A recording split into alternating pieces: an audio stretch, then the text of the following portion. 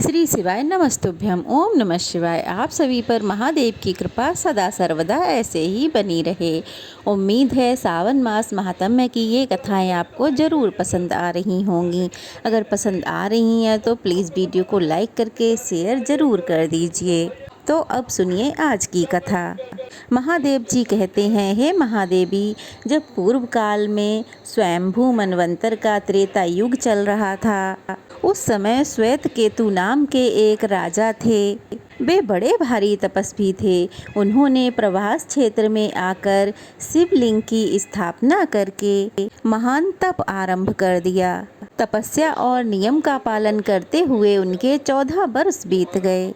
तब मैंने उन्हें एक दिन दर्शन देकर कहा, सुब्रत, वर मांगो। तब राजा श्वेत केतु बोले, प्रभु, मुझे अपनी अविचल भक्ति दे दीजिए और इस स्थान पर सदा निवास कीजिए। तब तथास्तु कहकर मैं वहां से अंतर्ध्यान हो गया। कुछ समय बाद राजा श्वेत केतु ने उस लिंग की आराधना तपस्या करके महान अभ्युदय प्राप्त कर लिया। इसलिए उस शिवलिंग का नाम श्वेतकेश्वर हो गया। इसके बाद कलयुग आने पर पवन पुत्र भीमसेन अपने भाइयों के साथ तीर्थ यात्रा के प्रसंग से प्रभास क्षेत्र में आए। वहां उन्होंने रात्रि जागरण करके समुद्र के समीप श्वेतकेश्वर लिंग का पूजन किया। तब से उसका नाम भीमेश्वर लिंग पड़ गया। श्वेतकेश्वर लिंग के दर्शन कर लेने से इस जन्म में किए हुए तथा पिछले कई जन्मों में किए हुए सभी पाप नष्ट हो जाते हैं। भीमेश्वर से पूर्व और सोमनाथ से अग्निकोण में सरस्वती द्वारा स्थापित महाप्रभावशाली भैरवेश्वर लिंग है। मनुष्य को चाहिए कि वह सरस्वती देवी का पूजन करके भैरवेश्वर का पूजन करे। महानवमी को विधिवत स्नान करके सरस्वती देवी का पूजन करता वह वाणी जनित समस्त दोषों से मुक्त हो जाता है। जो अघोर मंत्र से दूध के द्वारा उस लिंग को स्नान कराकर उसकी पूजा करता है, वह यात्रा के उत्तम फल को पा लेता है। वहाँ से चंडीश्वर देव के पास जाए। वह स्थान सोमनाथ के दक्षिण 7 धनुष की दूरी पर स्थित है। पूर्व काल में चंडी देवी ने भगवान दंडपाणि की स्थापना की थी। उसके बाद मेरे गण चंड ने उस लिंग की बड़ी भारी आराधना की और बड़ी भारी कठिन तपस्या की। इस कारण पृथ्वी पर वह चंडेश्वर लिंग के नाम से विख्यात हुआ। चंडेश्वर को दूध, दही, घी और ईख के रस से स्नान कराएं और उनके श्री अंग में कुमकुम का लेप करें। खस और कस्तूरी मिलाया हुआ सुगंधित चंदन लगाएं। इसके बाद फूलों से उनका पूजन करें। इसके बाद धूप और अगरू निवेदित करके अपने वैभव के अनुसार वस्त्रों से पूजन करें। उत्तम नैवेद्य लगाकर दीप माला जलाकर रखे और ब्राह्मण को यथाशक्ति दक्षिणा दे। इस प्रकार करने से पितृ कल्प पर्यंत तृप्त रहते हैं। हे पार्वती, सोमनाथ से पश्चिम 7 धनुष की दूरी पर आदित्येश्वर नामक शिवलिंग के समीप जाए, जिसकी स्थापना साक्षात भगवान सूर्य ने की है और जो सभी पातकों का नाश करने वाला है। त्रेता युग में महात्मा समुद्र ने 10,000 वर्षों तक रत्नों द्वारा आदित्येश्वर का पूजन किया था, जिससे पृथ्वी पर इसका नाम रत्नेश्वर प्रसिद्ध हो गया। रत्नेश्वर को पंचामृत से नहलाकर पंच रत्नों द्वारा उनकी पूजा की जाती है। इसके बाद तरह तरह के उपचारों से विधि पूर्वक उनकी अर्चना करनी चाहिए। ऐसा करने से मनुष्य मेरू पर्वत के दान का फल प्राप्त करता है। उसे सब तीर्थों के सेवन का फल मिल जाता है और वह अपने पितृकुल और मातृकुल दोनों कुलों का उद्धार कर देता है। रत्नेश्वर का दर्शन करके मनुष्य अपने सभी पापों को धो डालता है। जो विधि पूर्वक रत्नेश्वर की पूजा करके शतरुद्रीय का जप करता है, वह फिर इस संसार में दोबारा जन्म नहीं लेता। महादेवी फिर वहां से परम उत्तम अंगारेश्वर के समीप जाए, जिसकी स्थापना भूमिपुत्र मंगल ने की है। वह स्थान सोमनाथ से ईशान कोण में है। पूर्व काल में मंगल ने प्रभास क्षेत्र में आकर बाल्य अवस्था से ही मेरी तपस्या की है। तब मैंने संतुष्ट होकर उन्हें वर मांगने के लिए कहा था। मंगल बोले, हे सर्वेश्वर, मुझे ग्रह का पद प्रदान कीजिए। तब मैंने तथास्तु कहकर उन्हें ये बताया कि जो भी भक्ति पूर्वक यहाँ आकर तुम्हारी पूजा करेगा उसे कभी भी तुम्हारे द्वारा दी गई पीड़ा नहीं भोगनी पड़ेगी। ऐसा कहकर मैं वहीं अंतर ध्यान हो गया। देवी मंगल देव वहीं ग्रहों के बीच में विराज रहे हैं। देवी अंगारेश्वर से उत्तर दिशा में महाप्रभावशाली बुद्धेश्वर विराज रहे हैं। उनका स्थान वहां से अधिक दूरी पर नहीं, 2 ही धनुष की दूरी पर है। वे दर्शन मात्र से ही सब पाप हर लेते हैं।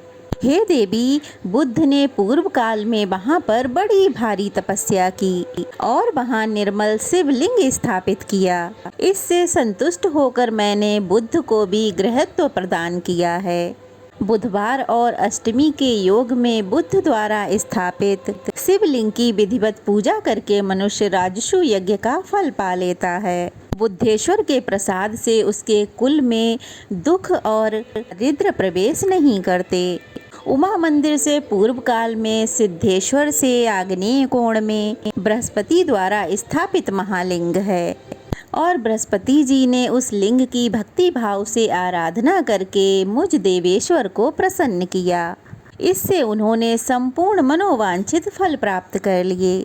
मुझसे ज्ञान पाकर वे देवताओं के पूजनीय गुरु हो गए और ग्रह के पद पर प्रतिष्ठित होकर इस समय स्वर्ग लोक में आनंद भोगते हैं। बृहस्पतिश्वर का भक्ति भाव से दर्शन करके मनुष्य कभी भी दुर्गति में नहीं पड़ता। उसे बृहस्पति की ओर से कभी पीड़ा नहीं मिलती। शुक्ल पक्ष की चतुर्दशी तथा गुरुवार के योग में पंचोपचार से विधि पूर्वक उक्त लिंग की पूजा करके मनुष्य परम पद को प्राप्त कर लेता है।